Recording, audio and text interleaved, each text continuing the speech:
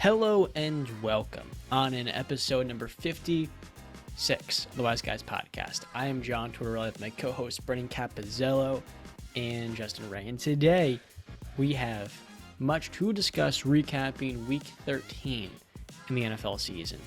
And I'm going to say it, guys, coming into this episode, Justin, what were you saying exactly? Like grinding my gears and I told you to wait until we started recording? Or was it you, Brandon?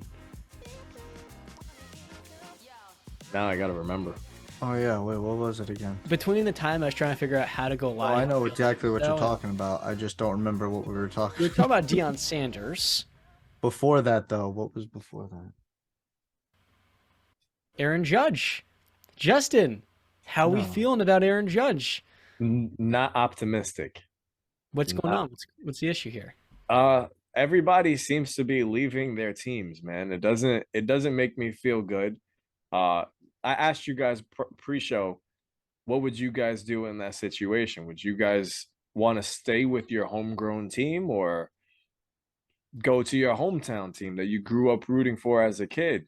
You know, and a lot of you guys would probably lean towards going back to the hometown. I was probably the only person that thought, no, I'd want to stay homegrown because that's all I know, you know? But I think the last person to actually extend their contract with the team that they were on was Yoenis Cespedes, and that was with the Mets. That was years ago. That was, I think, 2014 or 2015. So it's not the greatest, outcome right now that I think is going to happen. But I'm trying to stay optimistic. I think he's worn the pinstripes all this time. He's an MVP. He was an MVP candidate in 2017. You know, and the one thing that he's just missing now is a World Series championship. And there's only one team that's going to give you that opportunity year in and year out, and that's the Yankees. Did they give him that this last season? They didn't offer him the biggest deal. They offered him a decent contract. He betted on himself. I'm not talking about that. What did I'm they give talking him a chance about to win a World Series? Of the season, where were the bats? That's not that. Where was Aaron Judge's bat? Wasn't supported all year long. It felt like to me, as far as I'm concerned. Where was his bat when we needed it the most? It wasn't just him. So I don't want to just. You're making me seem like I'm gonna blame him. No, and it was the whole entire Yankees lineup that failed us, including him. And that's not the first time. That's not the first time. We've gone to the postseason every single season from 2017 on with him. And sometimes his bat disappears. I love him and I want him to stay. Number 99, when he re-signs with the Yankees, because I really can't picture him outside of pinstripes, he will be made the captain of the New York Yankees. But did the Yankees give him a chance year in and year out to win a championship? Yes. They did. He's gone to the ALCS 3 times. What happened? We lost to the Astros. How many times? All three? Yeah. Yeah, all Speaking 3 of times. bad news, Brandon, Baker Mayfield was released this morning. How are we feeling? About? Baker Mayfield. Just in general, or? This will lead us into the first topic of the show, my Brock Purdy declaration. But I'd like to get your initial takeaway on the Panthers releasing Baker Mayfield so that they can guarantee they'll be giving the Browns a conditional 5th-round pick opposed to a 4th-rounder, because when they made the trade, the initial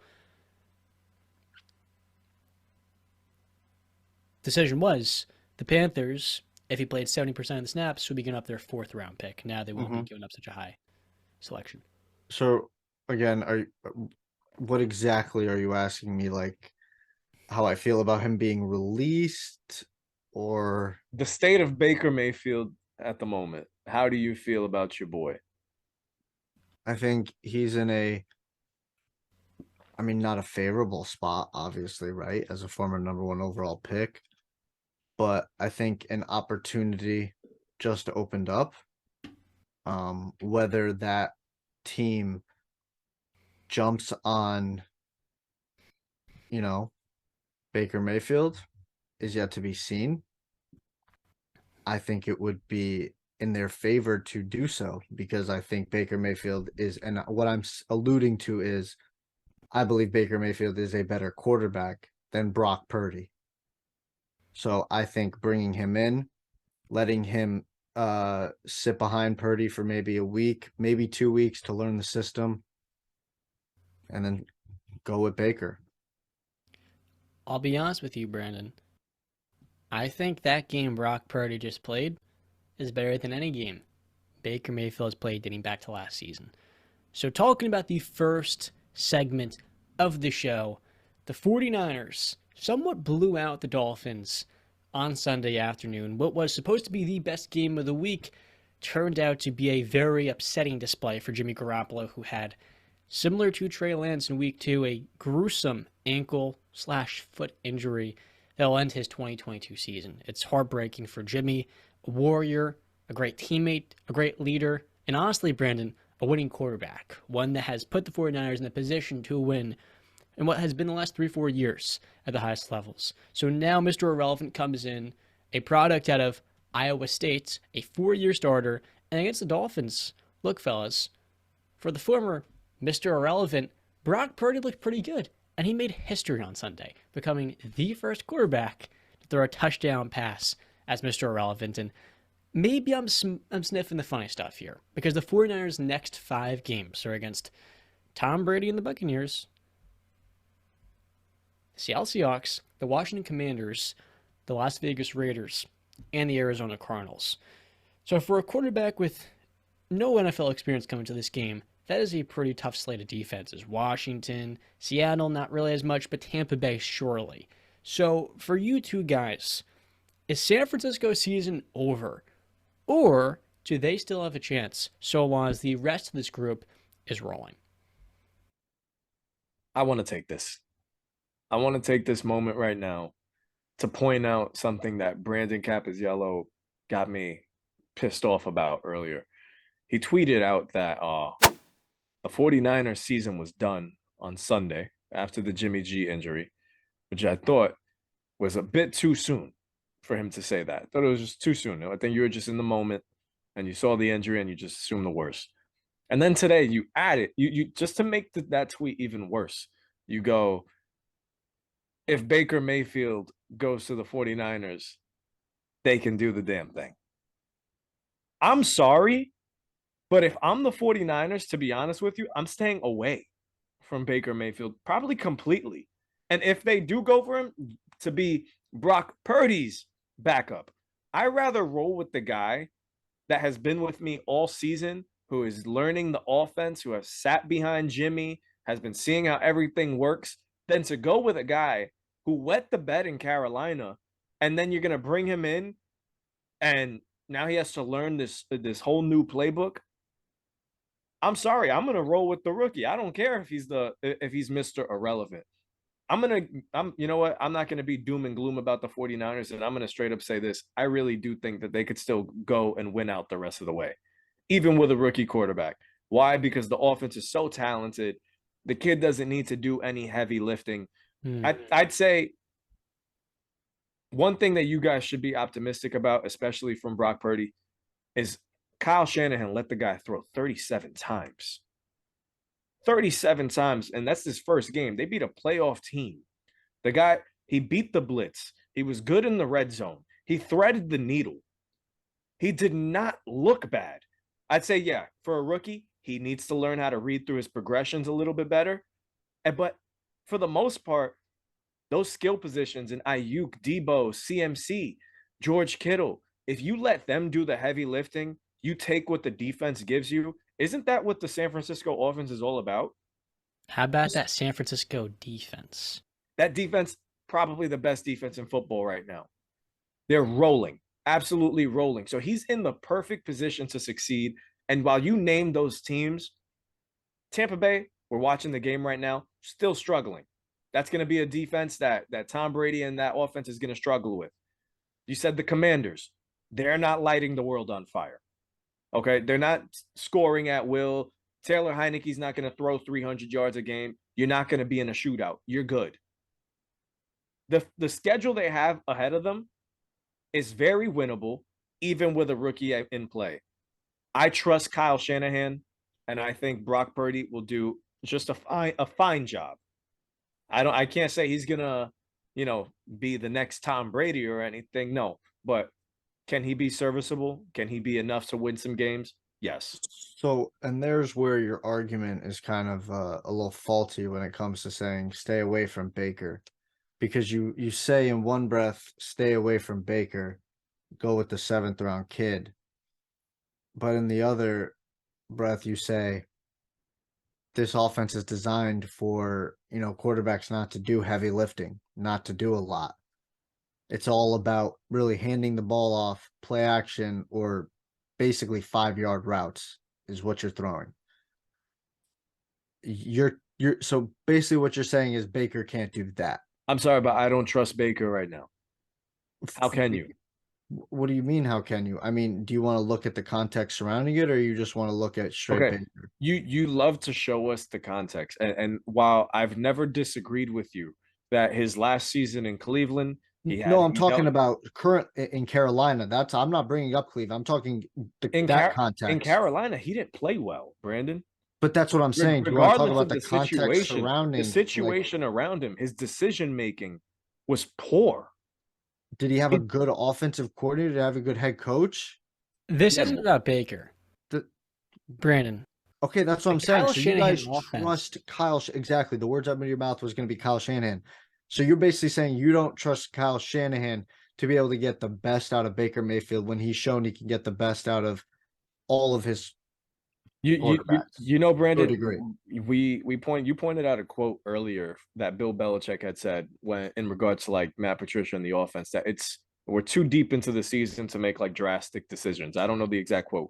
And I feel like that's sort of the case here with the 49ers. You're going to bring in Baker Mayfield to all of a sudden spark this team. This guy still has to learn the playbook. That takes weeks. Yeah. I think that's you're asking for a lot. And that's why I said that's one of the reasons why that's probably the main reason why I would stay away from him. I think you stay with people that have been in-house. And that's fine. I agree with that statement. And if that's the reason you're just going to stay away, then okay, I you got me there. I can't argue that point. But if you want to talk about talent as a quarterback, I can argue that all day because Baker's just a better quarterback than Brock Purdy. Strictly, if you want to just go off of longevity and experience too, Baker's been in the league much longer. Brock Purdy, one game, okay, a dead clock is right twice a day. You can get lucked up. We got to see it consistently. But again, I said bring Baker in, have him sit for a week, 2 weeks, then bring him in, have him learn the offense, have him see how it's, played, and then bring him in. I think that is, I just don't, and I still stand by my statement in my tweet. The 49ers season is over. No. Regardless if they make the playoffs or not, it's over because you don't have a quarterback. And if you guys are really going to sit here and tell me you're going to put your faith in, because now it's not just Kyle Shanahan. Now it's Brock Purdy. So you believe Mr. Irrelevant, a rookie, is going to go in there and win games against, and you talked about the offenses that the San Francisco 49ers have to go against in the coming weeks, Justin, right? Mm-hmm. You failed to mention the defenses that quarterback is going to have to go against in the coming weeks. The Buccaneers defense is still good. Okay. The Commanders defense is still good, and Chase Young will be back for whatever that's worth. If I have to add in, the Buccaneers defense has lost 3 separate games of backup quarterbacks, to which you blame them for not making the timely plays. Yeah, but they're still good though. But they've lost many games against inexperienced and/or below-average quarterbacks. Yes, but they still can win games. No. No one's debating that, my man. Okay, so then what are we talking about? Okay, yes, yes. Can they be had? Shaquille Barrett. Can they be had? Can they be had? Yes. Okay, but I would bet if we were a gambling person on that, I would bet on the Buccaneers defense to be able to cause some trouble and havoc for young Brock Purdy. That's where my bet would be. So yeah, I just see it as I just don't believe in this kid. I believe in Shanahan. I believe in that offense. But now you're asking me a little too much. Garoppolo, okay, I can see where you guys are coming from. I'll debate that he's still holding the team back, but I can see where you guys are at least coming from, right? But now we're talking about this guy. This was the third string quarterback coming into the league. Into the season. Did we forget that? Did you forget the performance he just had against a competent Okay. Dolphins defense?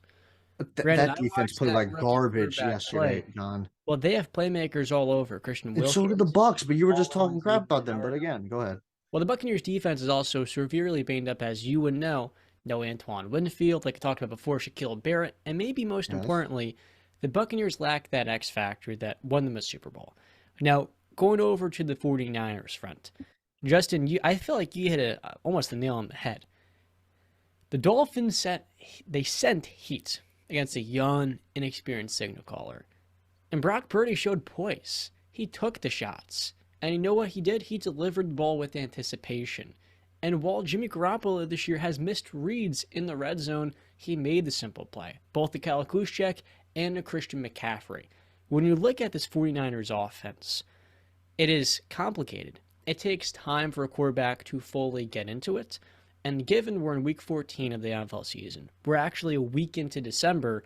If your sights are set on a Super Bowl, what kind of message does it send to your locker room? A group of veterans when a rookie quarterback just put on a heroic display, stepping in his first NFL game. And keep in mind, he made a mistake. On fourth down, he delivers the ball to Brandon Ayuk.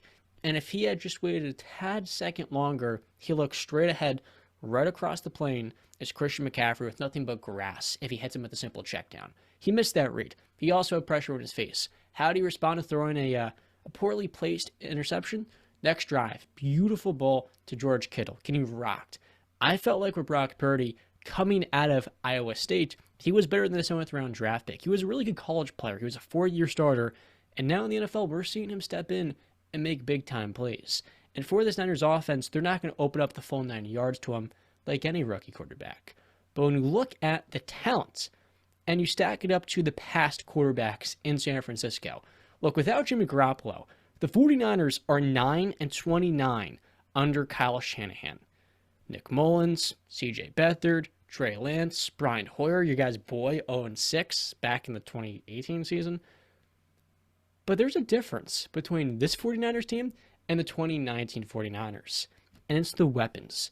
Christian McCaffrey, Brandon, was your comeback player of the year pick coming to the season. One of the most versatile do-it-all backs in the sport. George Kittle is a top-of-the-line tight end. Deebo Samuel is arguably the best player out to the catch in football. He had one play on an end around where 4 Dolphins defenders swarm him, and the guy is able to sneak underneath the kitchen table, and he turns what would have been a 12-yard loss into a 4-yard loss after breaking 4 tackles 10 yards back in the backfields. And then he adds to that Brandon Ayuk developing. Kaliszewski, the most underappreciated fullback in football because no one cares about the fullback. And of course, the best defense in the NFL. This Niners front with DeMeco Ryans creating numbers advantages and Nick Bosa, my defensive player of the year, can beat anybody. And when you look at the NFC, the only quarterback in the playoff mix who really has that playoff pedigree is Tom Brady. But guess what? Tom Brady does not have the team around him. He doesn't have the explosiveness. You know who does have the explosive plays? San Francisco. And with their head coach and this defense, all it simply is Brock Purdy in these next 5 weeks doing what they need. With Jimmy Garoppolo, I feel his toughness, his ability to hang in the pocket and make the read is underappreciated. You're not going to ask him to take deep shots, doesn't see the middle of the field the best, though he does see it well. With Brock Purdy, look, man, he was underappreciated, overlooked coming out the draft.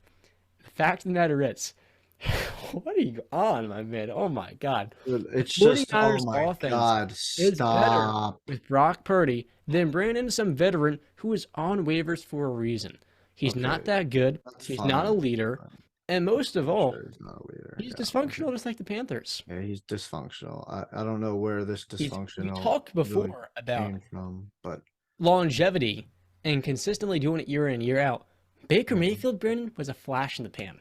In the NFL, at least, that's what he was. He was a merchant in a great offense built for a quarterback.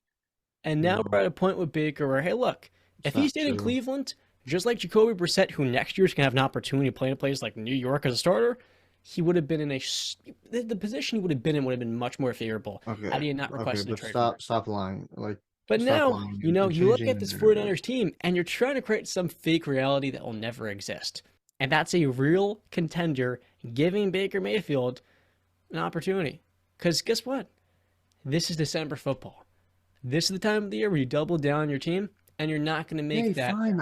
I really, honestly, the Baker thing is, I just think it would be good I just see it as a good move for both of them. If you want to disagree with that, fine. I'm not going to die on that hill. At this point, I really don't care because I want to down that hill either. you've shaped your narrative around it, and Baker is the full and only problem in his career. And that's fine. That's your agenda and your narrative. I really couldn't care less about that. Okay, because it's a lie and it's a fake narrative. But at What? this point, let's talk about who's on the field then. Let's talk about who's playing on the field. Brock Purdy. You're betting your dollar on Brock Purdy being able to sustain what he did yesterday over the next 5 weeks, going into the playoffs, going against elite competition, great defenses. I don't buy that. I'm sorry. If I'm the crazy one, I'll be the crazy one on this. Doesn't I make don't you think crazy. I'm crazy because he's a 7th round pick. He was Mr. Irrelevant for a reason. Even if he was supposed to be drafted higher, he wasn't. The fact of the matter is he was the 7th round pick. He was This the last reminds me pick in of the NFL draft. a No, it quarterback doesn't. you Like, two are familiar please, with. please shut your mouth. I'm sorry. With all due respect, shut your mouth because don't do that. 6th round pick, This is not gonna. This is not. Please, number 199, please, John. Please, John. overlooked. Please, John. Can't cut open a person inside. Yeah. Okay. But if you could, Do you really want to believe that? Do you want to make that argument right now, or are you just joking?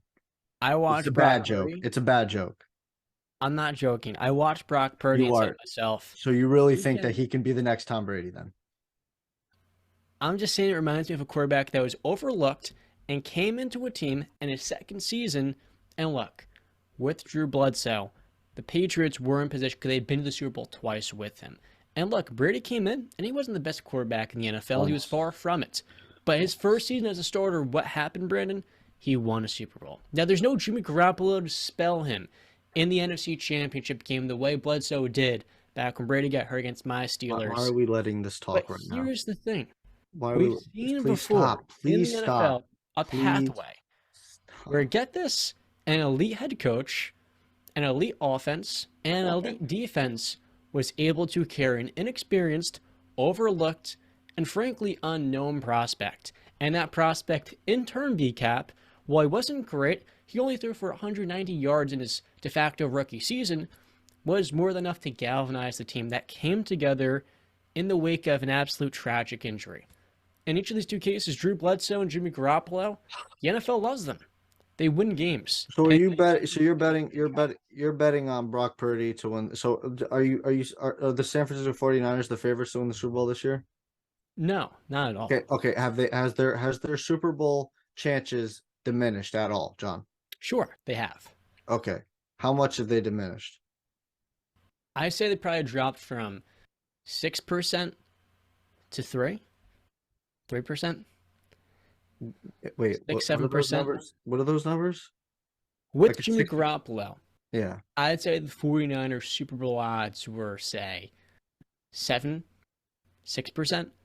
Out of With 100? Out of 100%, see. Wait, you realize that's a terrible odds, right? Not You said really. 7%. You do You mean realize 70? 14 teams make the playoffs, right? Yes, no, but I'm saying, but Out of 100, all right. So for me, at least in the NFC, when I'm looking at the NFC, when Jimmy G was there, I penciled him at a 70% chance to me, in my eyes. I didn't think there was any team that could go up against Philadelphia quite like, or Dallas, quite like the 49ers.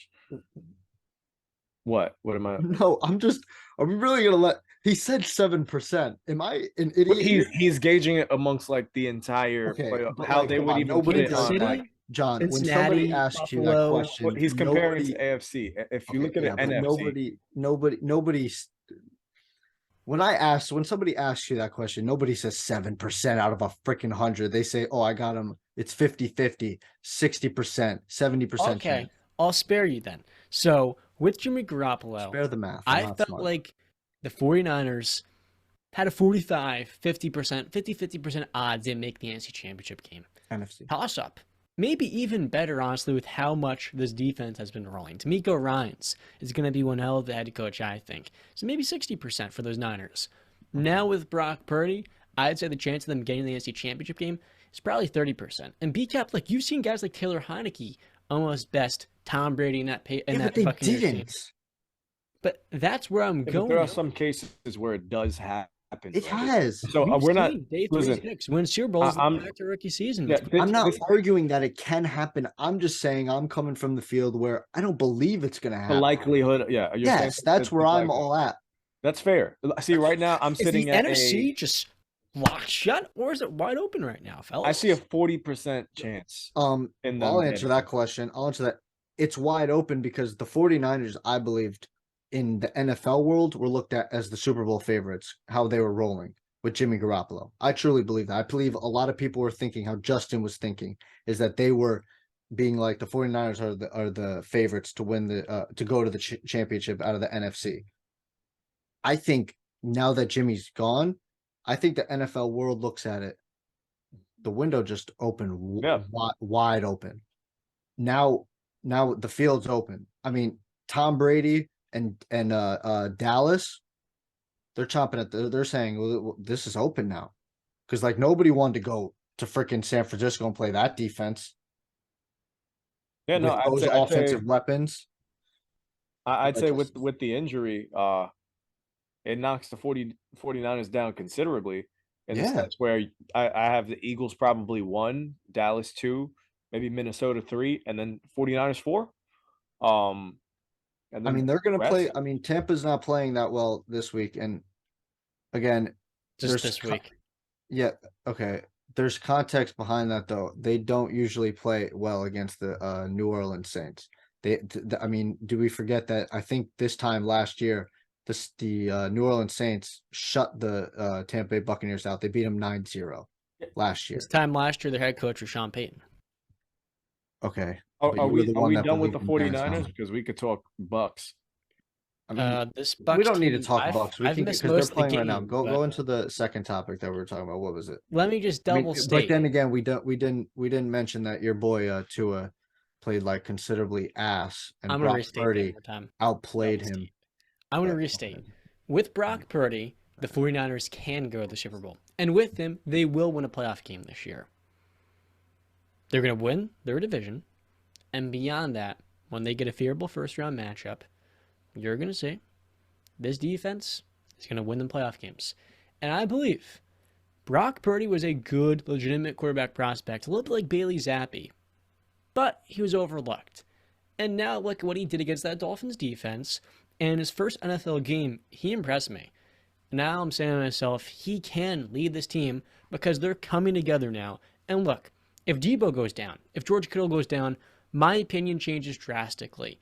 But with all those playmakers in the fold and with the San Francisco 49ers offensive scheme, I think Brock Purdy can be maximized in ways we have seen in the past. And no, I don't think the NFC is in the close. And so if it's open for anybody, I think this 49ers team, a little bit like the Philadelphia Eagles, when Carson Wentz as well went down with torn ACL back in 2017, can shock the entire NFL world winning multiple playoff games. That was such a different. Nick Foles had played a season where he threw 27 touchdowns to 2 interceptions, if I'm not mistaken. And then bounced around the league after that. That's fine. He still had a time where he played at a very well level. But there's only one Nick Foles, but I'm really just saying, in terms of everyone overlooks them because they lost their quarterback, the backup quarterback comes in and the troops. Yes, and John, you're acting like we're the crazy ones because we shouldn't be overlooking them without their quarterback. You're the crazy. Like, do you not understand that? That you lose your quarterback, you usually are done.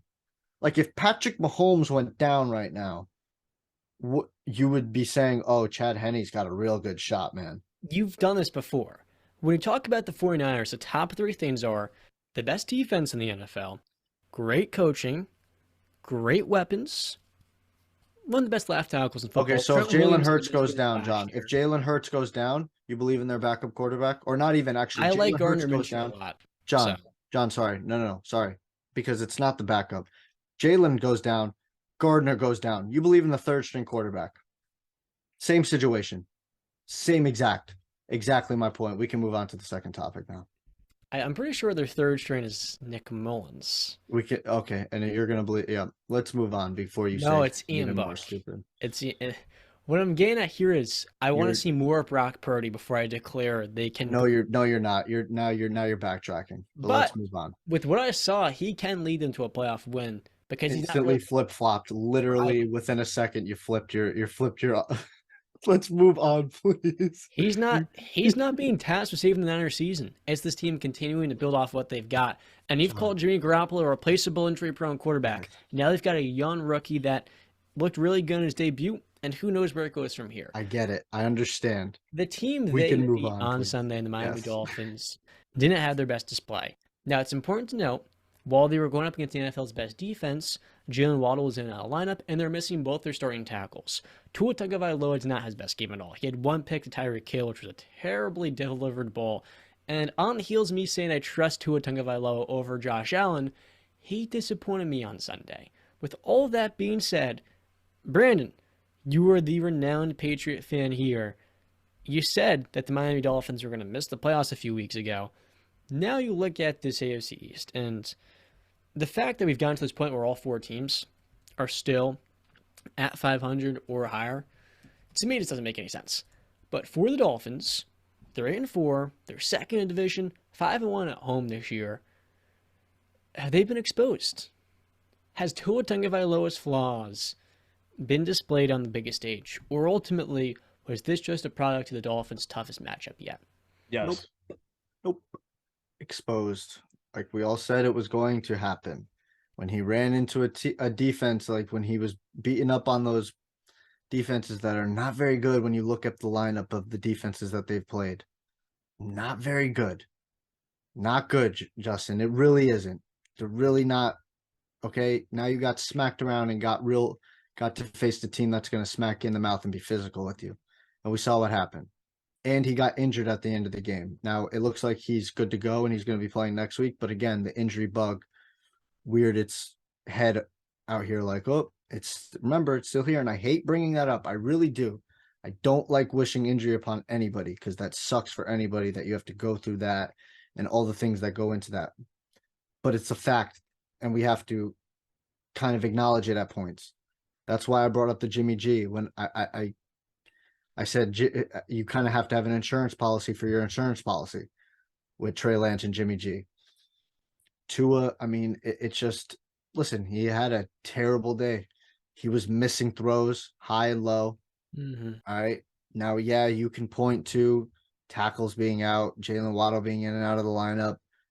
But again, isn't that exactly what I said to you? Is that it was the people around him that was doing everything and it wasn't Tua. So it still makes my point valid. But again, it's fine. And we're going to see he's going to play the Chargers defense. They're not that good. I mean, Joey Bosa's not going to be there. They still have Derwin and Khalil Mack, but if Joey Bosa was there, I'm still going to pick the Chargers to win the game. But the defense really, I mean, Khalil and Derwin James have to play like out of their minds in that game for them to really get that W. Justin Herbert, I believe in that game. I think we saw Brock Purdy make some great throws against the Dolphins defense. I think Justin Herbert will be just fine. So yeah, I still stick with it. I think the Dolphins are going to have a rough. I still think they're going to go 4-4 down the stretch. They're going to be 10-7. Will that make them miss the playoffs? I mean, we're going to have to see how the other teams go out. I think the Jets are going to have a rocky road to end the season. I think, I forget. I think I said, I looked at it on Sunday after the game and I said, I believe I said they're only going to have, there's only one game where I think that they're going to win. I think the rest of them they're going to lose. So the Dolphins will probably get into the playoffs, but I just don't believe in them going up against elite defenses. And we didn't even see them in the conditions that I wanted to see them in. It was sunny football out there, and he still missed passes. And that could be with the defense too, but it also could be with the pressure in the high stages. He's dealing with expectations now. He went up against the league's best defense. That was the best matchup they've had all season, basically, outside of the Buffalo game. Listen to this. Tua's bad game was 295 yards, 2 touchdowns, 2 INTs against the best defense in football, 55% completion percentage. He's been playing at such a high level, and this is his bad game? Not bad. This is his bad game. On the road against the best defense in football, and you pointed out Jalen Waddle and some of the injuries. Justin, I still believe it's going to happen. We all picked the 49ers to win this game. We knew it was going to happen. This was a tough matchup for Miami, tough environment to walk into. They got smacked in the mouth. It happens in the NFL. The Bills have been getting smacked in the mouth left and right lately, but yet, at least me and John still consider them a threat to be in the Super Bowl. I think this is just a product of the matchup. The 49ers are just a very tough team. They were better coached this Sunday. Their players played way better. Tua missed some wide open throws. Yeah, he fumbled. It wasn't the prettiest game, but I can point to every single starting quarterback in football this year, and I can show you their ugliest game. And I guarantee you it's not nearly as I guarantee you Tua's game is not as bad as some of Justin. Patrick Mahomes against the Bills. Another defense on the road. Justin, 55% is ass.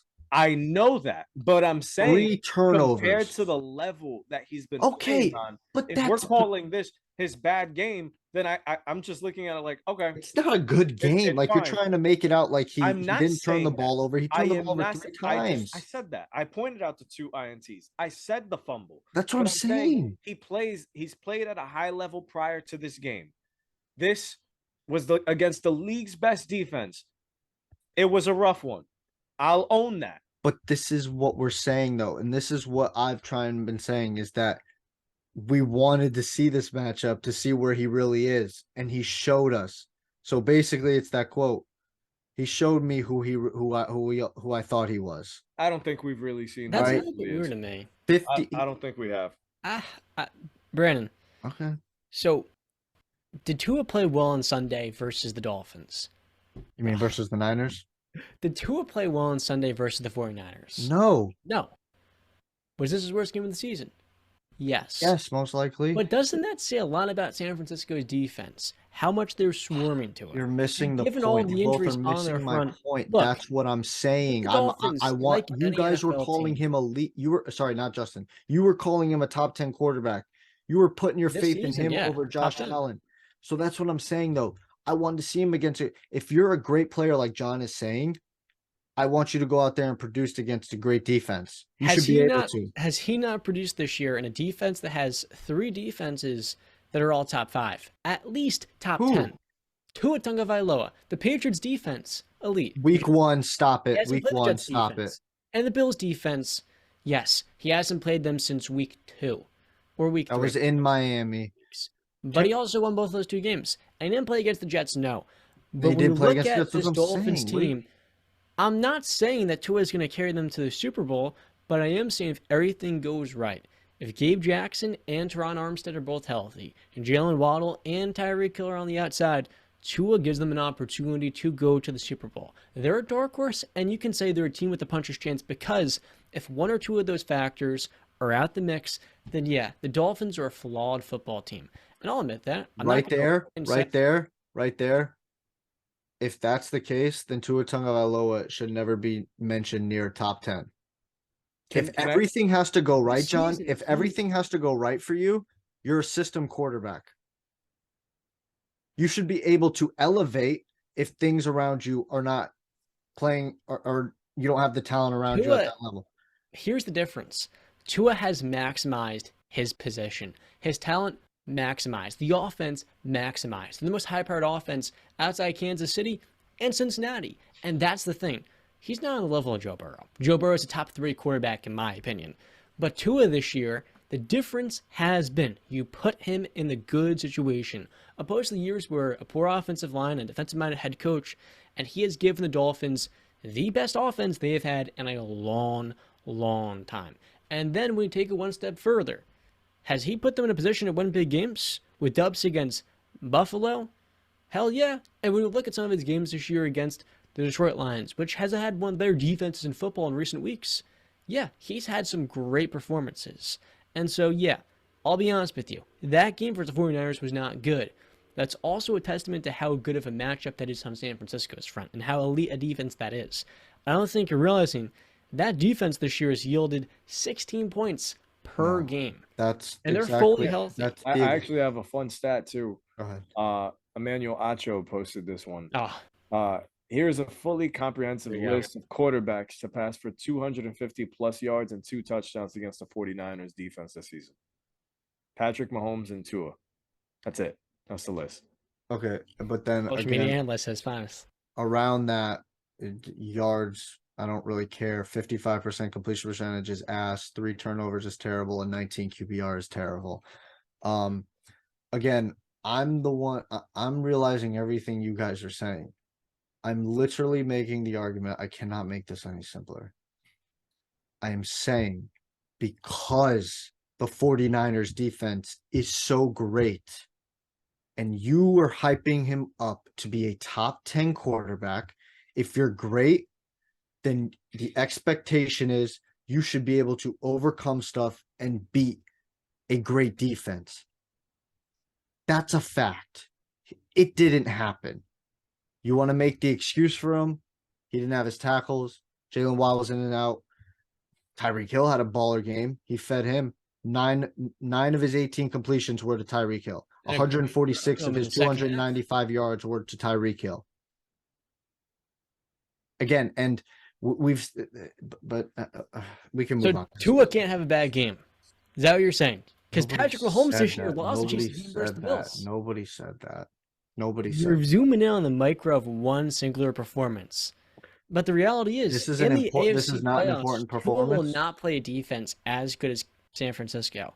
And if the Dolphins avoid a team like the Jets, the Patriots, or the Bills in the postseason, Tua could have some really good matchups down the stretch. Versus defenses that are more favorable. I'm talking Kansas City. I'm talking Cincinnati that has pretty weak 1 and 2 corners. Those teams are susceptible. Cincinnati's defense has played very, very well. Oh, they've been great with DJ Reader, but where's their deficiency? Quarterbacks. Mike Hilton's great, but he's not going to guard Tyreek. He's not going to guard Jalen Waddle. I've seen this in Pittsburgh. It's the same exact issues as those teams had. So that Bengals defense. If you have to go to Cincinnati, I'm gonna favor Cincinnati. I'm sorry. Yeah, sure, but Joe Burrow do this. I'm seeing the defense play. They played better towards the end. I mean, they got the fumble on Travis Kelce, and then they got they sacked Patrick Mahomes on 3rd and 3, basically to kind of knock them to a 55-yard field goal attempt, at which Harrison Butker missed. That's a big play right there. I'm just saying, I would put my faith in Cincinnati.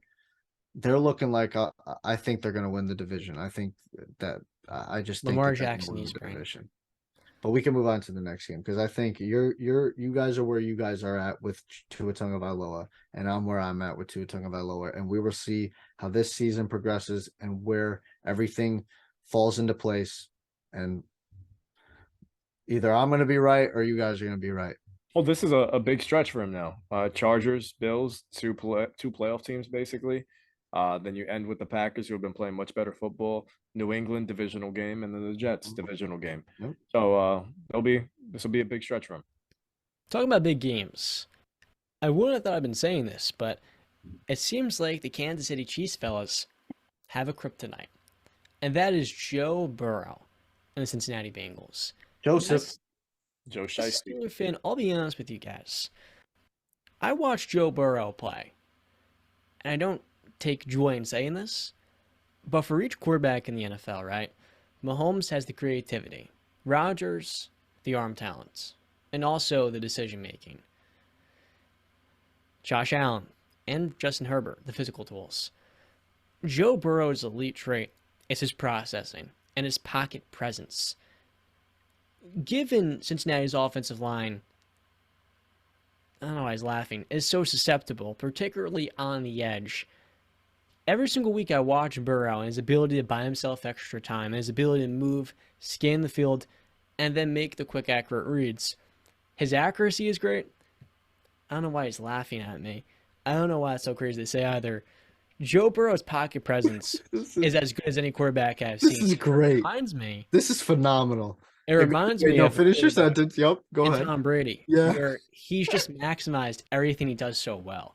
this is why I'm laughing. And I feel like I'm with the laughing. Bengals offense, Oh, Samaje Perine, 3 TDs versus my Steelers, 155 yards on Sunday, and the Bengals win against Kansas City. This Bengals defense is a completely different unit when DJ Reader's on the field.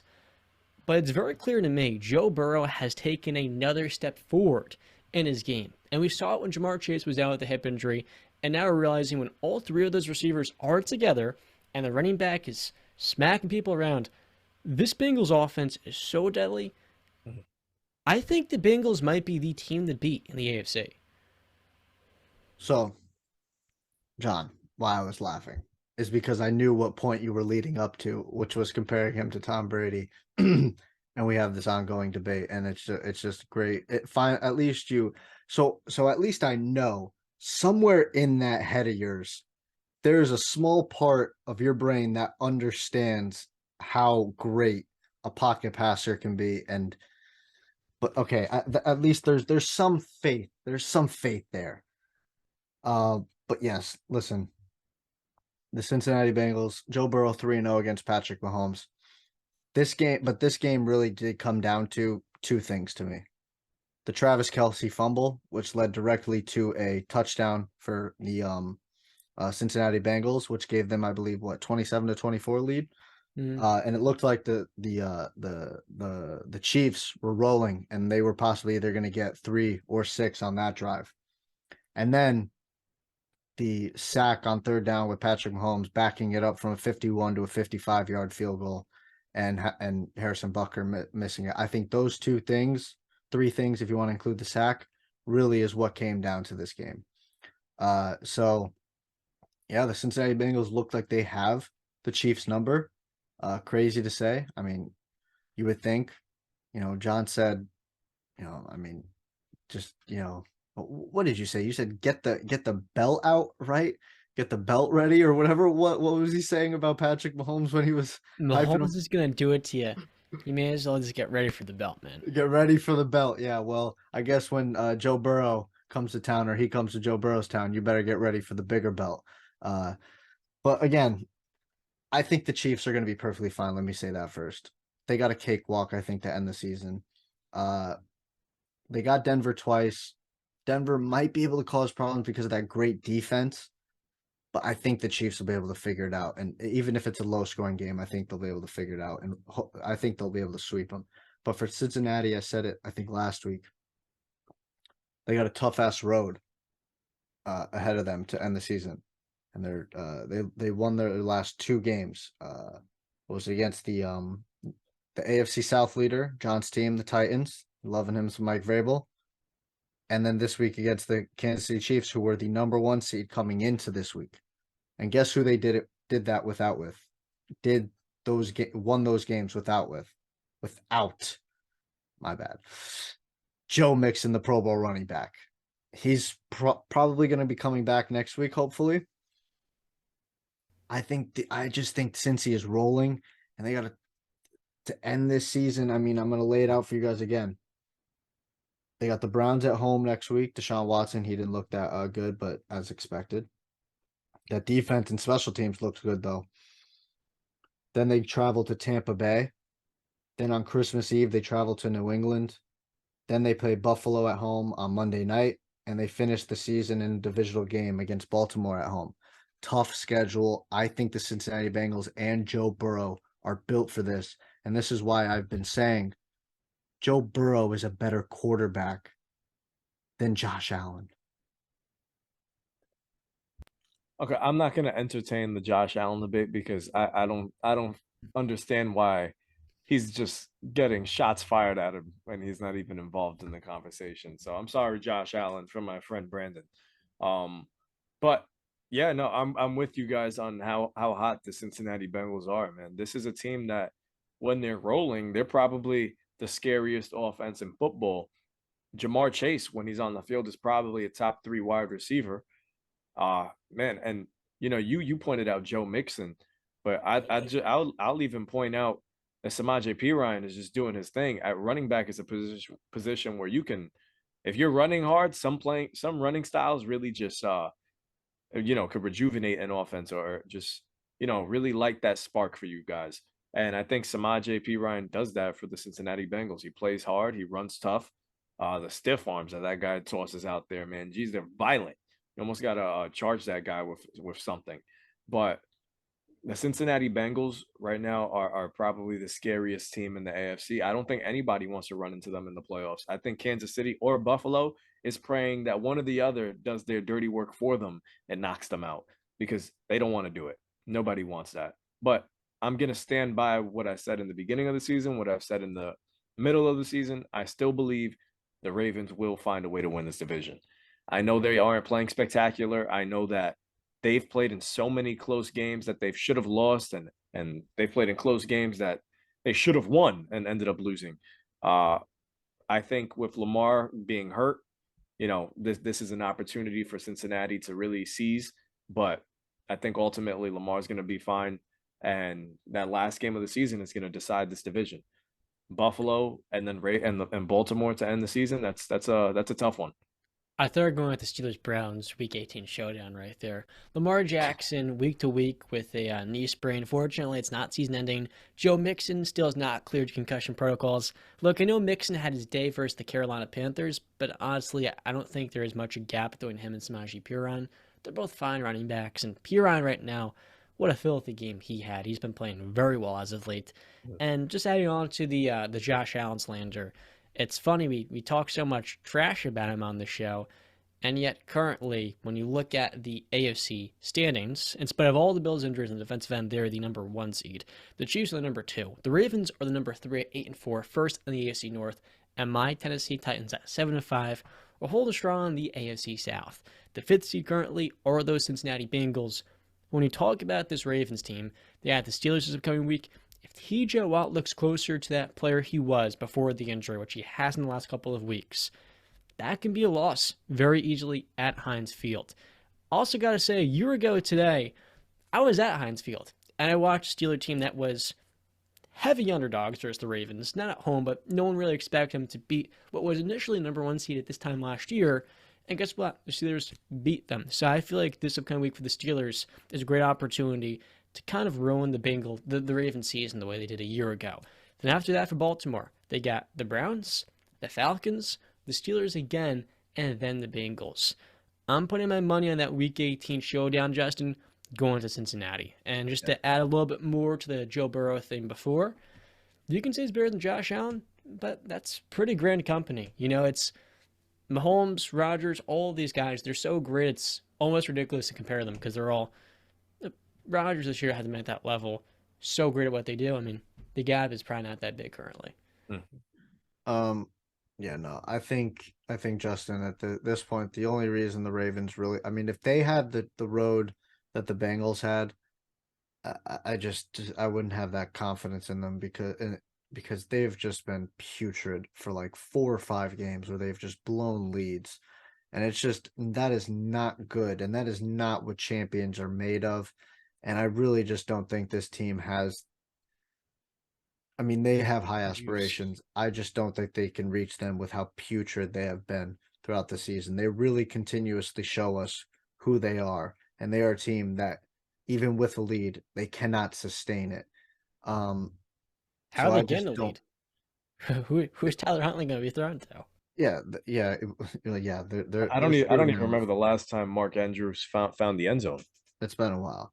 It's just not good. So, yeah, even if they make the playoffs, I think they get bounced in the first round. I'm going to be honest. It's just the Ravens have, from like the first 3 weeks where we were talking so highly of Lamar to now, it's just this Ravens team has taken a step back, in my opinion. I know this isn't the topic, but does this season change how you feel about the Ravens extension and how much Absolutely. should be giving him? Mark Andrews, Justin, hasn't scored a touchdown since their Week 6 loss to the Giants. And for the Ravens, it's funny to me.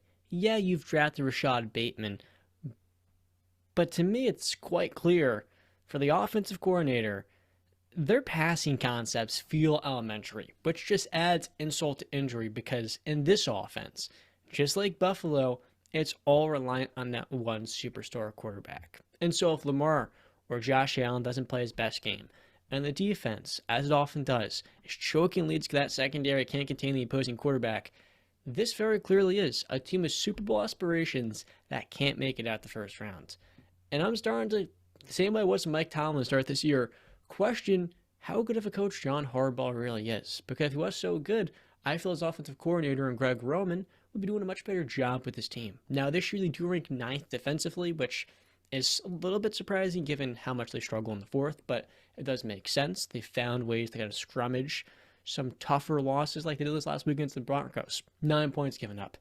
But it's quite clear to me for Lamar Jackson, and not only does he's earned whatever blank check he wants, but the Ravens are failing him. They're not doing a good job elevating him. The offensive line has been average, and making matters even worse, the running game this year hasn't been that great either. It's been bad. That's where we fundamentally disagree on this. I mean, I don't know how you blame John Harbaugh or Greg Roman when it's clear. I mean, Greg Roman has done the best job you can at building an offense completely around Lamar Jackson's skill set and has, in my opinion, and this is where we disagree, in my opinion, has really elevated him because of the system he put him in.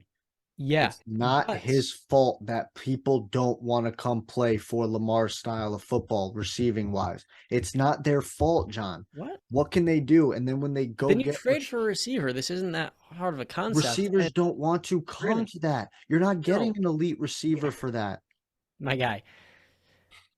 What are you going to say? While they've maximized Lamar as a runner, that does not lead to postseason success when you're that one-dimensional with that much a limited receiver. But again, John, who's coming? Nobody wants to come play for that style of offense. Why do you think Marquise Brown left? Then why not acquire that high-end receiver? Because you had one sort of wide receiver. How? In what way? Signing? A trade. Nobody's gonna want to come play. They're not gonna go. They're not. It's not the player's choice. That's not how trades work. Okay, so who's gonna do that? Because John, you were literally telling me when I was getting hyped up about Brady coming back that there's no receivers on the market. So please enlighten me. And I gave you a list of potential receivers. Yeah, so but okay. DJ Moore, Brandon Ayuk. Okay. DeAndre Hopkins, highly doubt. Deontay Johnson. They're not gonna. It's not happening. Okay. Honestly, that's the only way I can see it's not happening. Lamar and the Ravens ever taking that next step. And yes, I think it can happen. I think the Ravens would just have to be willing to kind of pull a Rams and say F these picks and sell out for a title. But again, that's just where I disagree with you, John. Is that I don't understand how you sit there and blame the coaches when it's the GM's job to surround the team with the talent. Yeah, like, I don't blame the GM has done a great job in the draft. They've maximized the capital. I mean, a first-round pick for Marquise Brown, speeding away to Arizona, that's pretty good. Pretty freaking good. And what did he do with that first-round pick? Did he get another receiver for him? Okay. So again, you blame Roman and Harbaugh for reasons I don't understand. They got the team that was put in front of them. It's basically like playing poker. I got the cards in front of me. This is what I can do with it. And I feel like they've done more than enough with that hand. I just don't know how you blame them. I think they're pretty much handcuffed as to how far this offense can go because of the weapons that are out there. I mean, Rashad Bateman, even him alone isn't enough to elevate this offense. And now without him, your number one threat is Mark Andrews and a bunch of probably third string wide receivers on other teams, third and fourth stringers. So that's why Mark Andrews isn't lighting the world on fire, because all the attention's on him. And again, I will say, I bring up Marquise Brown. He left. Why? Because he wasn't getting the touches Okay. Well, they didn't want to pay Marquise Brown, and then they traded for a off-ball linebacker and Also, Roquan Smith. he They're like, nah, didn't to extend. also So he that's the didn't response. like playing in that style because no But receiver likes playing in that if you style. were cap friendly, they would have kept him. The reason they moved him was for But now you're flexibility and a asking him great to take draft less pick. money. If you get offered a first round pick for a receiver that's not top 25, you're probably going to make that move. Okay, I'm not. And so for the No, Ravens, again, you're arguing a completely different argument that I'm not arguing. I'm arguing the reason. One of the reasons he left. If you want to say it was because that was their reason for getting rid of him. I'm talking about him personally. it's weird to me. You're not going to mention how Lamar has improved so much as a passer. I mean, he's a complete quarterback. He can make the throws. It's a matter of the system being limited because of the personnel. So, yes, Greg Roman, he's maximized Lamar Jackson the same way in the NBA. James Harden and Luka Doncic can be maximized. But until you get that second star to complement them, elevate them, make explosive plays, this Ravens offense is not going to win them the biggest games in January. Okay, and let that explosive player come, and then not get his opportunities, and now he's going to be making less money because he's not getting the catches and the incentives, and he's going to be running his ass off running routes and not getting the football a lot. Let him start struggling, let the team start struggling, let Lamar's passing capabilities, while you say he's improved, and I agree with that, he's still not great. He's good passer. He's not great though. Let that happen, and then we'll see about in a year or two if that receiver comes knocking on the GM's door and says, "Get me the hell out of Baltimore because I don't want to play But the style offense anymore." the threat of Lamar running is what amplifies his passing ability. And you kind of Nobody's forgot arguing that here, point. Lamar Jackson got injured last year. So in those weeks where he wasn't playing, Marquise Brown's playing backup quarterback. Nobody's Now, when we arguing look that at point. Lamar Jackson when he's healthy for his entire career, his record, I thought wins and losses weren't a quarterback stat, so why are you bringing that up? they do. Oh, now they are. When Okay. it's all built around you and you are the Yeah, driving factor I in the got you. success, So when Lamar's it's 45 necessary for receptions. John's argument, they are. Gotcha. No, you're just being irrational. I'm not being rational. It's just it seems like you're picking and choosing. So if it's Josh Allen, their quarterback stats matter, right? If it's Lamar, it matters. If it's Patrick Mahomes, it matters. If it's Jalen Hurts, does it It matter? matters Because if the they're your offense is quarterback. built around Jalen Hurts. It does. The Where are we difference here picking and choosing? is But for the Tom, Ravens for offense, you're missing Peyton, the point. for those guys, it doesn't matter. Gotcha. The Ravens offense is built around one single player. And so his wins and losses should be correlated to how important he is as a guy. If you take Lamar Jackson out of Baltimore, they miss the playoffs as they did last season. It's no coincidence. And Tyler Huntley, by the way, has a very similar play style. Last year they were 7-4 when Lamar is healthy. John, you take Patrick Mahomes off the Chiefs, they're not making the playoffs. You take Josh Allen off the Bills, they're not making the playoffs. You take Tom Brady off the Buccaneers, they're even worse than they are right now. That's You not the take point. it. I'm just talking about Lamar Jackson here. Well, I'm I just don't really saying care though, about those it's other just a little quarterbacks. inconsistency there. No, it doesn't matter. This discussion's about Lamar. That's all I'm talking about. Okay, I got you. If you ask me, are quarterback stats a win for Tua? I'll say, sort of. He's winning games, but it's because of the entire offense, and he But is a every part time of I that. brought it up, it's not. Well, Gotcha. you know what? I think one of the things that I should highlight is we've spoken a ton about all these quarterbacks like Tua, like Josh Allen, and how in their third year, their team would go out there and get them a number one. Tyreek Hill, Stephon Diggs, the best receiver Justin that Jefferson. yeah, Justin Jefferson, the best receiver that Lamar's ever played with is Hollywood Brown, and that was from the draft. And prior to that, probably number two. I'm not going to say Mark Andrews because he's a tight end, but Michael Crabtree in his rookie season. That so the Ravens haven't done a good job of going out there and getting that guy because, as I've just named you two wide receivers that were out there was trade options. They could have gotten somebody in a deal to play with Lamar, and it wouldn't have been anybody's choice. DeAndre Hopkins was traded. They could have done that before. There's so many guys out there, and now you got potentially Michael Thomas, who was on the market not too long ago. There were people out there to get Lamar, to give Lamar some options, and they just haven't done it. They're sitting on their hands Yeah, and not Justin, wait. making those moves. Wasn't Devontae on the trade market in the offseason? Devontae Did they Adams. not have 2 first-round picks? Exactly, but that's exactly my point. I'm with you. I know. I'm 100% on the agreeing with. I'm GM. Yep. making my point to Yeah, point out to I'm John 100% with you. that it's not Harbaugh and Roman. The GM, was that not a perfect freaking opportunity right in your face? Them being 8-4, that's what you can give credit to the head coaching staff for. Yes. That's what you can give them credit for, because what they're dealing with on offense, no running game outside of their quarterback. None whatsoever. I mean, yeah, J.K. Dobbins has been hurt, but even when he was healthy on the field and when Gus Edwards has been out there, there's nothing out there. There's no explosiveness whatsoever out of the offense if it's not Lamar running out of the backfield. That is all on the Ravens GM. All on him, because there are receivers out there. There were receivers out there all this time. And instead, you didn't do nothing. You have an MVP quarterback in his mid-20s, still young, entering the prime of his career. Invest in the guy. For God's sake. There's so many receivers out there in these drafts. Garrett Wilson got drafted. Look at what he's doing with the Jets. George Pickens. Can you imagine George Pickens on the Ravens? Oh my God! Pickens hasn't lit the world on fire, but yeah, he's a very good receiver as well. He's forget him, Michael Pittman. There are names out there that they could have gotten in the draft, and they don't. Rashad Bateman, boom. Okay, he's never healthy. I'm sorry. Yep. Go trade for a number 1. Stop being stupid, because now your freaking quarterback, who's coming up on a free agent year, you're going to be forced to franchise tag him because he's going to look for somebody else. So I will say this in terms of the Lamar offseason. I do believe he stays with the Ravens. I just don't really see him leaving.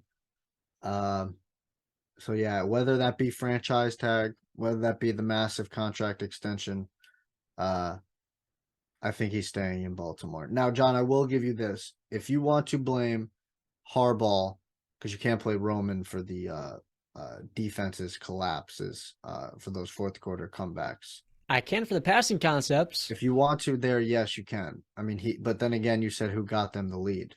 He was also coaching them to get them the lead. So it goes both ways. But if you want to blame him for that, giving up those leads, albeit I can't argue that point again. I'm just saying they were dealt the hand that they have to play with. And I think that they are doing the best job that they can. Also, we also have to talk and mention the defenders are still coming off of injuries from last year. Still late in the season. They've gotten reps under them, but still, it's still the same season.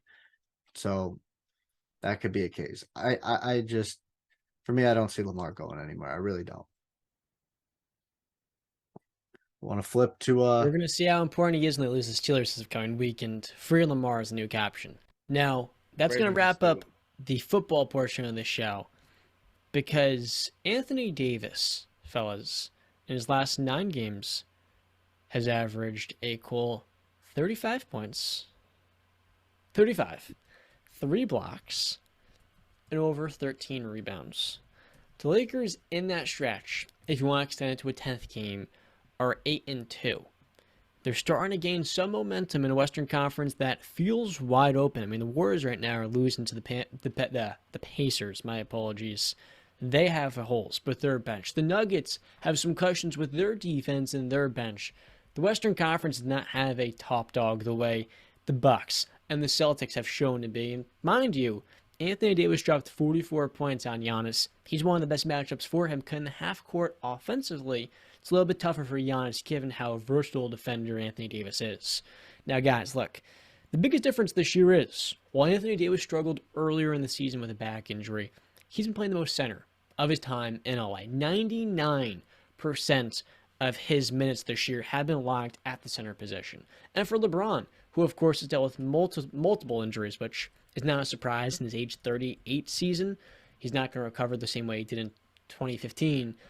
We're looking at a Lakers team that has gotten the absolute most out of Anthony Davis. Darvin Ham this year has done a pretty good job getting Russell Westbrook to come off the bench, where Russ recently has been a huge contributor. The other night, versus the Wizards, his former team, he logged 15 assists. He's made huge hustle plays.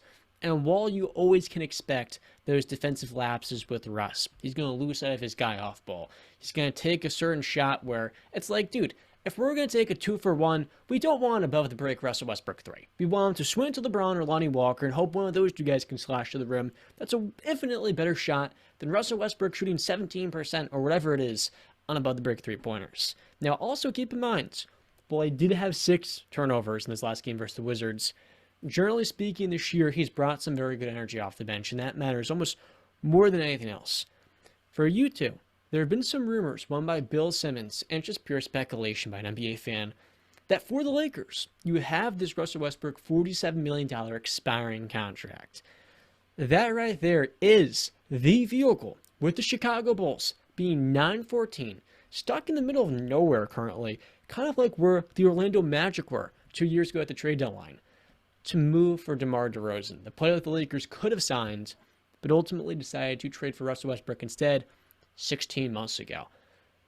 Would it make sense for the Lakers to hold their ground with this current group, let it play out with Russell Westbrook, let him continue to make an impact off the bench, and then see how you can stack your cards up with the likes of Patrick Beverley's contract or Kendrick Nunn's? Beverley hasn't given them anything offensively. He's making $13 million a year. Nunn hasn't been very good, frankly outplayed by Dennis Schroeder since he's come back off of thumb surgery, and that's a $5 million vehicle himself. So for Chicago, first off, not really as much Chicago. For the Lakers, should they continue to ride things out with this current team? Keep Russell Westbrook, see how much he can continue to improve, and then I want to get your initial reactions. B-Cap, I'm starting with you. Anthony Davis is showing he can take the mantle. Do you think he can sustain that throughout this entire regular season? So to that one, I really can't say it's going to be sustainable. I love what I'm seeing, but again, this is what we were talking about before the season, and even when they were struggling in the early portions. This is what we expected. We all believed AD has top 5 talent, but as Shannon Sharp says, you got top 5 effort or no, and he hasn't shown that. Now he's showing that. We all believe that AD can go and lock up a Jokic and give you 25 plus on the other end. We believe he can go toe-to-toe with a Giannis and Embiid. But he's got to show it, and he's got to sustain it and be healthy. He's doing that now, and I hope and pray that he can continue it. In terms of Westbrook and do you blow it up now? I don't really know, man. And if I'm not mistaken, John, did that trade also include Vucevic too? It was DeRozan and Vucevic, I believe.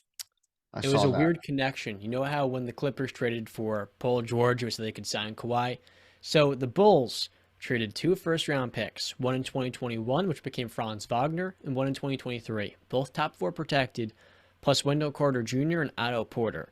They got Vooch, and because Vooch was a former USC teammate of DeMar DeRozan, along with Zach LaVine and Billy Donovan, he was able to kind of recruit DeMar to Chicago.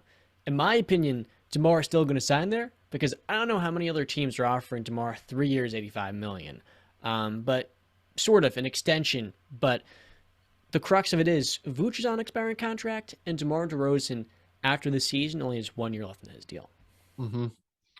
So, yeah, I don't know. Do you really, the real question is, do you mess with what's going on right now? And Justin's nodding his head, obviously, no, you don't, because he likes what he's saying. I don't think you mess with it either, because I think it's working right now. Now, albeit it's against some porous teams, except for the Bucks, which was their biggest win of the season. But I just don't think you mess with it. I mean, Westbrook's playing, like John said, with great energy. He's giving you the assists. Yes, he's going to make the boneheaded decisions. I think even that 15 assist night, he had 6 turnovers. It's going to happen. But, and like John said, LeBron getting injured. I mean, it was good sign to see. I think it was the Bucks game where he went down and he was able to get back up. It's good to see that. I was watching that game and I even said, like, to myself, I was like, come on, get up, LeBron. Get up, Bron. Get up. Because you're just so used to seeing it over the past, 15 plus years. LeBron takes a hit. That man's Iron Man. He's going to just get back up. So, I've always said the league is better when the Lakers and LeBron are doing great. and I'm just happy to see it. I hope it sustains. I think it can sustain. But yeah, I don't think you mess with it. I really just don't think you can mess with it right now. I think one of the biggest things about the Lakers is they're sitting at 10-12. This is a team that started off 3-10. So yeah, they're hot. They're rolling. They're playing good basketball right now. And like you said, LeBron's been in and out of the lineup, but seeing how AD has been playing has probably just been the most optimistic thing about it. You're seeing the MVP potential that we all expected out of the guy. The guy putting up 55 points in a game, what, 17 boards? The guy's an absolute madman when he's on, but the biggest question is it sustainable? Is it going to last throughout the entire season? And the answer to that, I believe, is no. I don't think you're going to see that night to night, but if LeBron's in the lineup, you don't need to see that every night. If Russell Westbrook is contributing, you don't need to see that out of AD every night. Lonnie Walker is giving you points too. Reeves is giving you some points too, playing some good basketball off the bench. I don't think you blow this up right now. I think you continue to roll. You stick around in the Western Conference unless things go drastically downhill in the next couple of weeks where you're like, okay, this absolutely has to be shifted. Then you make the trade. But if you're playing above 500 basketball and you're contending for a playoff spot, I think you roll with what you got, and then come trade deadline around the All-Star break, you make that big move that's going to put you over the top. But most importantly, it's not just about trading for a big name. It's about trading for somebody that's going to fit in with your team and fit in with your culture, because names aren't going to do it. You need to find the right pieces that are going to complement LeBron, AD, or Russell Westbrook when he's leading the second unit. You need to find people that complement your team. I like the Lakers as they are. I hope they continue to play basketball the way they are. And I've said it in the beginning of the season, it's hard for me to doubt a LeBron-led team. Going into the postseason, you could just never doubt the guy. And Brandon, you said it, for 15 plus years, you're sitting there and you're always, every time he takes a shot, he's getting up. You'll never expect LeBron to leave a game with injury. He's the toughest guy in the NBA. So yeah, I like what I'm seeing out of the Lakers, and I love what I'm seeing out of AD. This is exactly the perfect thing that LeBron wanted to see out of Anthony Davis. It was this MVP that can carry us when needed. And Brandon pointed out this perfectly. AD can go toe to toe with Giannis, Embiid, and Jokic. That's the guy that you need to step up if you're going to take that next step. If AD isn't there, the Lakers aren't. So, and right now, look, 8-2 over their last 10. Things are rolling. Let's see if they keep it up. You hit the nail on the head. For Los Angeles, is this sustainable? No. Anthony Davis, while he said coming to this season his goal is to play all 82 games, he's not going to stay healthy. And I feel like we all know when he does take a hit, unlike LeBron, we don't always know if he's going to get up and play. He may miss next week. Now, for Los Angeles, should they go out and make a move for DeMar DeRozan at this current point in time? No, because while AD and LeBron this year have found a way to kind of maximize Lakers spacing by holding up the front court, opposed to playing the power forward and small forward spots, it's quite clear to me the smarter decision right now would be to move Patrick Beverley and Kendrick Nunn, who have given you nothing, for a player like Terry Rozier, who is very good in transition and a dynamic shot-creating guard that can alleviate some of the pressure. He's going to get up a lot of threes, and this Lakers offense fits in way better. And in theory, what you're supposed to get from a player like Kendrick Nunn, you will get that times 1.5 with Rozier. Rozier's on contract up until his age 31 season, but that's a dynamic, multi-dimensional scoring combo guard that in a pinch can run the offense, he can play on the ball, and he can play off. That, for me, is the Lakers' most enticing move. The last thing I want to say is the Western Conference is wide open. So if you hold on to Russell Westbrook up until the trade deadline, when he has 2.5 months left in his deal, he's going to have more trade value. He won't be deemed as such a negative asset because you're only going to have him for like 12 to 16 weeks. So for Los Angeles, if they want to hold their assets close to their chest, while also maximizing, or should I say, reducing the cost of having to get rid of Russ, the smart thing to do is not trading him in November, but letting the season play out up until January. You hope and pray by then AD will be healthy. If he's not, your season's over, and you made this bed for yourself, you're laying it.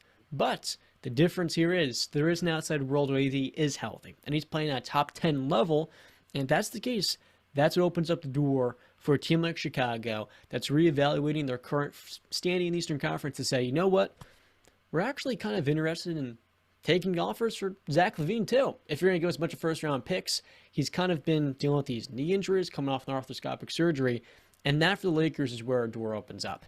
Until then, it's wait and see. And anything else you guys got before we wrap up the show? No, sir. Oh, well, Bucks are losing 16-3. Fourth quarter, 5 minutes left. This game looks like it's just about over. I hope not. Yeah, not a good game right now going on. Bad football being played. Well, shouts out to my Knicks beating the Cavaliers last. There you go. There you go. Oh no, I wasn't talking about you. Chris Godwin caught a first down. Knicks Justin, it's RJ Barrett painful for me to sucks. say it. It's not RJ Barrett. The Knicks are the most average team in the NBA. Yeah, we're very mid. We are. I don't think they're. Yeah. We are a very mid team, man. Listen, you know what? If I'm Mr. Optimistic, so I'll give you a silver lining. I've seen us play some tough games against some good teams. You know, we took the Bucks to the brink. We took the Memphis Grizzlies to the brink. Who else? The Trailblazers beat the Thunder. The Suns clapped us. We could have almost beat the Warriors. We could have beaten the Warriors if it wasn't for a poor first quarter. Grizzlies almost. Yeah, we beat the Nuggets, beat the Jazz. So there's some games that, you watch the Knicks and they can compete. And then there's others. We always lose games based on one really, really bad quarter, whether it be the first quarter or the third quarter. And that tends to be our biggest bugaboo. But I'm hoping that RJ Barrett, he's been playing better basketball of late, as much as Brandon wanted to take a shot at him. Julius Randle has been playing better as well. So, and what are you going to point out? Jalen. Oh, Jalen Brunson. Yeah, that's the guy. I have nothing. I didn't mention him in there because you know what? He's become our most consistent player. Like, I know what I'm getting out of the guy day in and day out. But yeah, and there's not too much I can say about my Knicks. Like you said, we're very, very mid. And honestly, I think that's better than saying good old Knicks. Yeah, then we're This ass. is Yeah, exactly. not the franchise that's making boneheaded decisions. And so to build this level of competence opens up an opportunity where their ultimate goal is getting multiple stars. That's the end game here. And so with Jalen Brunson's improvement, you feel like you have the point guard position on locks. Maybe you try to move RJ Barrett, and that store is not open right now. But honestly, I look at this franchise, and I see a front office that they're so hell-bent on the stars because they're in New York, but the direction of this team is much, much better than what it was 2 or 3 years ago. And the biggest issue is they made the playoffs in 2021. That derailed their chances to get a great prospect and a great draft, and that's kind of why we look at them as such an average team. If they had a Cade Cunningham or even a Franz Wagner, the outlook in this team would be as optimistic as about half the rebuilding teams in the NBA. But with that being said, I mean, Tom Thibodeau probably won't be back after this season, and that helps the Knicks reset their direction. Get a little bit younger, a little bit more innovative. Mark Jackson, honestly, I'm starting to open up a little bit to him coming back to the NBA as a coach. But I kind of would like them to get Kenny Atkinson, a developmental piece that will really focus. Maybe that is Mark Jackson. It has been almost a decade for him. I like Mark Jackson on broadcasting. Oh, he's great. I love that. I love him. What does he say? How am I forgetting this? In all due respect, Mama, there goes that man. Yes, but in all due respects, the Knicks are an average team. With all that being said, that'll wrap up episode number 56 of the Wise Guys podcast. I'm John Tortorella, my co-host Brendan Capizillo and Justin Ray. Today was a very long one. It went a little bit longer than maybe my voice would have preferred, but it was a good show, and I appreciate you guys sticking around with me. And as always, we'll see you next time. Stay classy.